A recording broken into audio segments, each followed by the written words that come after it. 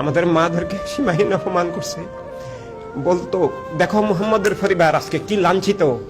আমাদের মা জানেব রাদিয়াল্লাহু তাআলা আনহা, হাসান হোসেন রাদিয়াল্লাহু তাআলার বোন, তাকে কারবালার ময়দান থেকে নিয়ে বাজারে বাজারে ঘুরিয়েছে, মাথায় কাপড়ও দিতে দেয় নাই, অন্য দিতে দেয় নাই, এভাবে অপমান করছে। ইমাম জয়নুল আবেদিন রাদিয়াল্লাহু তাআলার হাতে পায়ে বেড়ি পরিয়েছে, বেড়ি গলায় বেড়ি, নাউজুবিল্লাহ।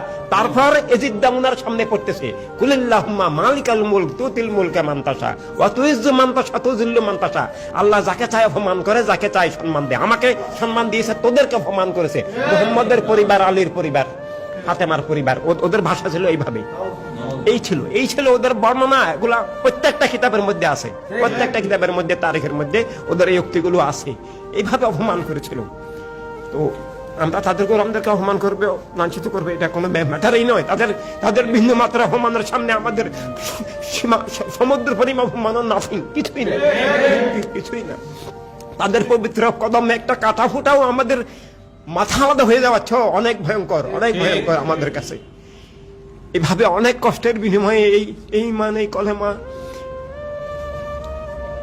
এই দিন, এই খেলাফত, হকের ধারা, ঈদে আজমের দাদাকে বাঁচিয়ে রাখার জন্যই সবাই এই ত্যাগ, এই কষ্ট, এই অবমাননা, এই লাঞ্ছনা সহ্য করেছেন। আর সেটাই দুনিয়ার জীবনে আল্লাহর হাবিবের প্রেম, এবং তারা সেটা জেনে শুনে করেছেন। তারা জানতেন এই পরিণতি হবে।